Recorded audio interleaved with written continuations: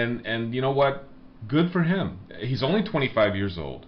God, what about those goals? I mean, all those amazing goals that he's had. Yeah. And he's only 25, and not just amazing goals, but amazing goals in amazing situations. I mean, think of all the thronkers that he had for us. Sure. In absolutely nuts must-win situations. You know, El Clasico, Champions League.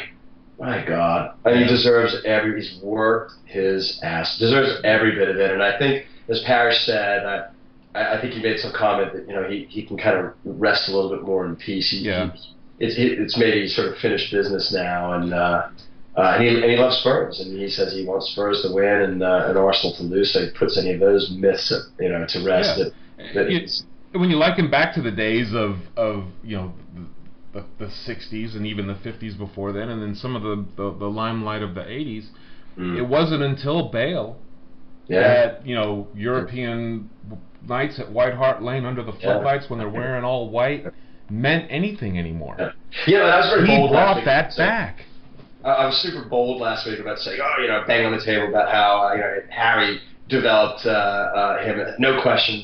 And he gave props to Harry, but he gave a lot of credence and gave just major shout outs to ABB, and in his words said, ABB really made me become the player that I am, because he gave him this more sort of he gave him more freedom and a more central role, or basically a role to do whatever you want, just score goals and show your talent, which is exactly what he did. So, he's amazing. I love him. Just for a second, I just want to throw something at you. Yeah. Imagine a 28-year-old, I'm going to say 3 years. Yeah. Imagine a 28-year-old Gareth Bale playing with a 25-year-old Eric Lamela and a 24-year-old Christian Eriksen in the Tottenham Hotspur. Oh, that's really cool. I never thought about that. But let us dream. The potential. Even 5 years, I take a 30-year-old Bale. I mean, Bale's going to play. Bale's going to play a long time. Oh, he's in great shape. I mean, look at Ronaldo. He's 30, 34? Yeah. Well, and the thing about it is, though, is that league, right? It's just not a very physical league. No. They have bags of time, and they're able to use their speed because these defenders are so slow, and they're just, the tackling is not near, and the speed is not near to the extent. And I can't remember where I read it, but I read that, though, Xabi Alonso, he said, what he did in that Copa del Rey goal. He's just said, I've just never, and this is a guy that's won everything, right? Yeah. He's won Europe, he's won the World Cup, he's won everything. And he himself said, I've never seen anything like it. I remember watching that goal with my lovely son. He's also Spurs, and we just sat there completely disbelieved. He's like, he's not. And he did it once at Wales, but he did it on the other side of the pitch. He did it on the right side. Yep. And that was, against like Andorra or somebody. But this was against Barca. Yeah. Oh, God. I love him.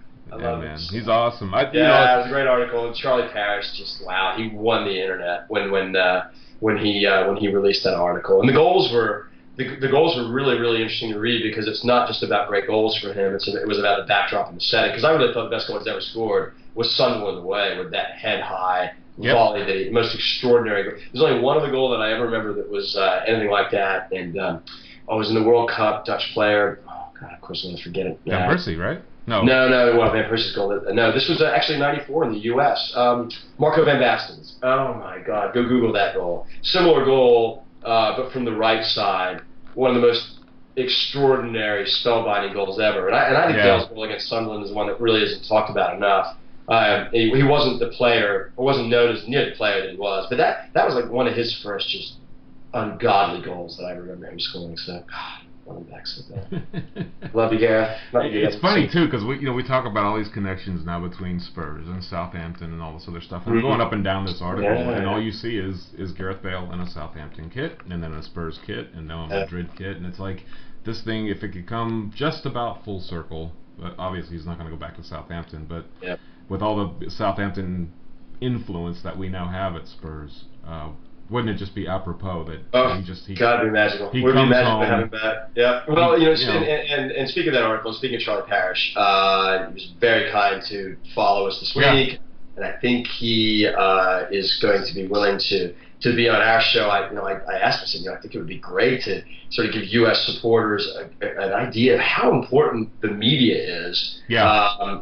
To the game in Europe, and especially in the Premier League. And then also sort of the vacuum-like competitive environment that it is to be a journalist. And I think Charlie, he writes on a lot of different things. Like he wrote a great article on FIFA 15, which I felt validated my FIFA addiction. But yeah, so I think it'd be great to have him on, which is probably a great segue to talk about the amazing guests that we're going to have on. Go ahead, Kenny, leak it. Leak it? Who are we going to have on? Who are we going to have? Should we leak it? Yeah, go on. This week, not only did we get followed on Twitter by Mickey Hazard, but also the great Graham Roberts. Both of these gentlemen, when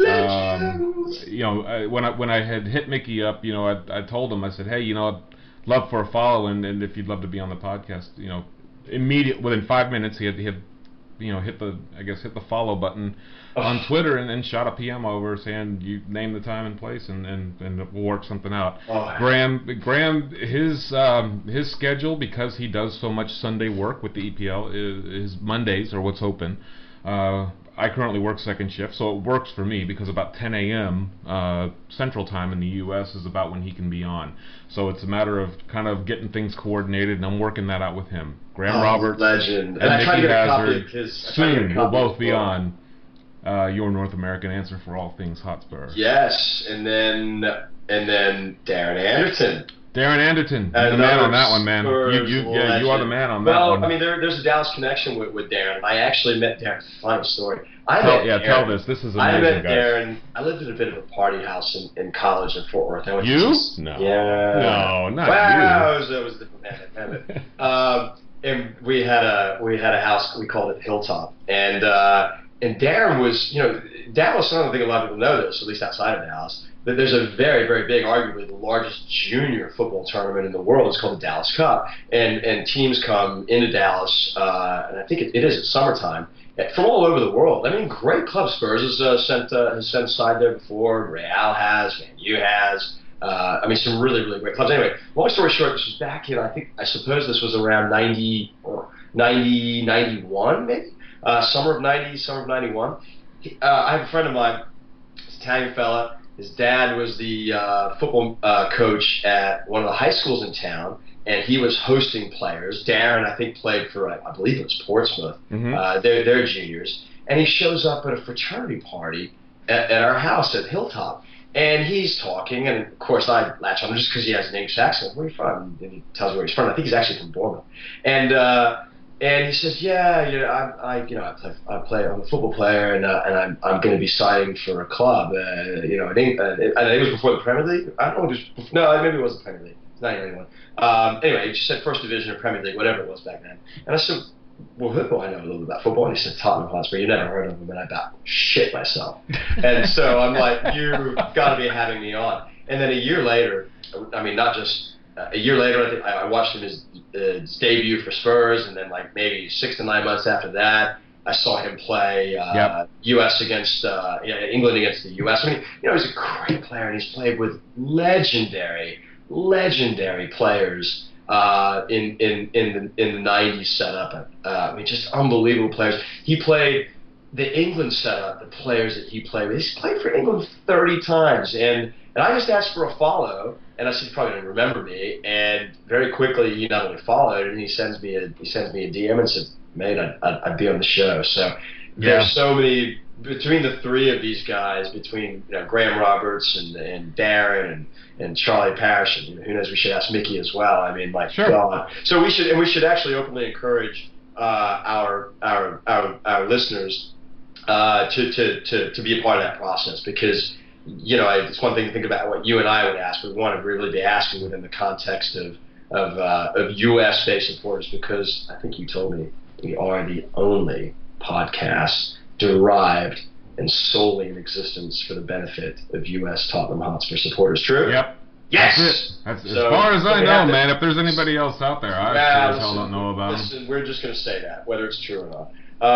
And so we definitely want to have listeners be a part of that process, so you and I should be thinking about how we're going to do that. So I'm super, super excited, and maybe we'll cut that show with Graham Roberts, who's such a legend. He has a book out. It's actually supposed to be quite good.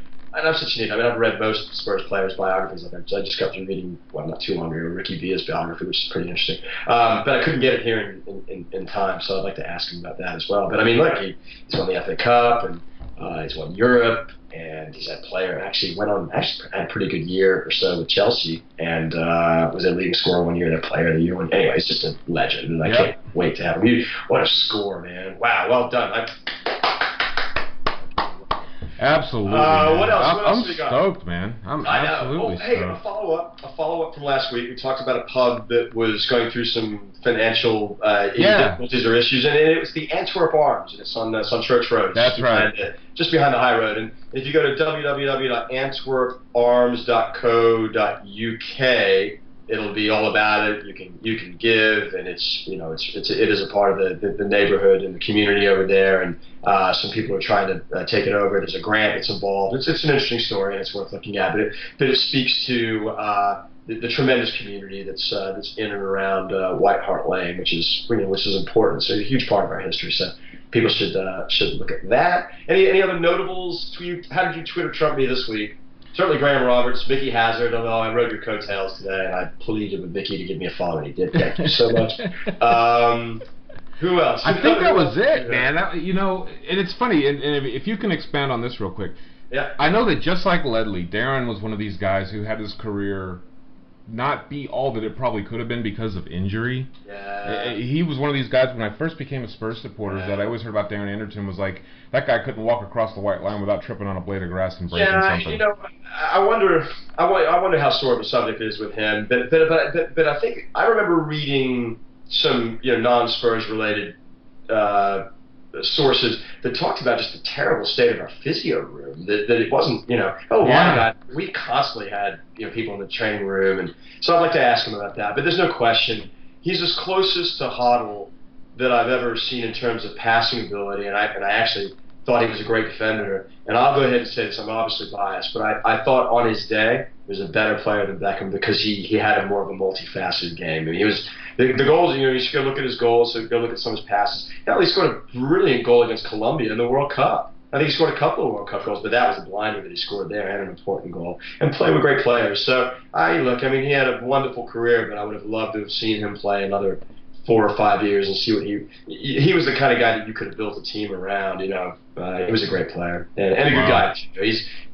I've known him a little bit over the years. I've got friends. One really good friend is very close with him, and he's got, so as I said, with the Dallas Cup thing, I think he's a Cowboys fan. He's got some roots and some connections here, so I'm well chuffed to chat with him as well. So okay, I do have a couple things real quick.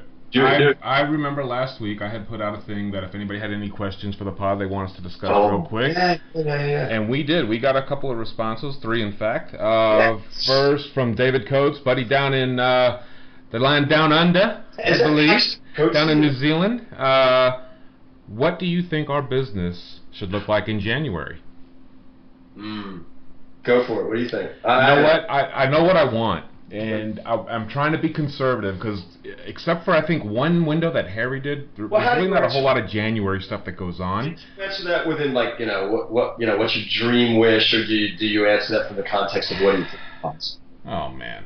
No, you should answer it within what do you think is within the realm of possibility that's on your wish list? Because it'd be kind of a waste just to talk about. I think we need a solid striker to play up front with Kane. I think Soldado is ultimately going to be the guy on the bench if we can't sell him right away. Adebayor has got to be gone. I would love if they would be willing to spend about $18 million to get Jackson Martinez from Porto. Yeah, but what's really funny is I was looking for him in that USA-Colombia match, and he didn't even come on until the very end. So I thought, well, okay, if he's not. But then again, I didn't know whether he was the best player. It's fun. I just want a striker. Even if it's not him, if you want someone with Premier League experience. What about Berahino? I don't know that you're going to want to pay $18 million for Berahino right now. Like I said, he was the guy that you should have gotten last year. Yeah. Benteke. Yeah, the scouting system. God, I just want somebody strong. If you put somebody strong and pair him with Kane, who is also a beast, who's going to want to play center back against Spurs? And you're not going to get Boney. He just re-upped with Swansea. So, and I think that there's a really good feeling about what's going on at Swansea. By the way, he scored a lovely goal. Yeah, and those players aren't going to want to go anywhere. But Villa's going to struggle. Benteke, he's getting to the point, and God, he's the same age as Lamela and Eriksson and these guys. Yeah. And he's still in his early 20s. How old is the Colombian? Is he young or is he... I want to say Jackson Martinez is about 26 or 27. Okay, so he's not, he's not. He's a shade younger than Saldana.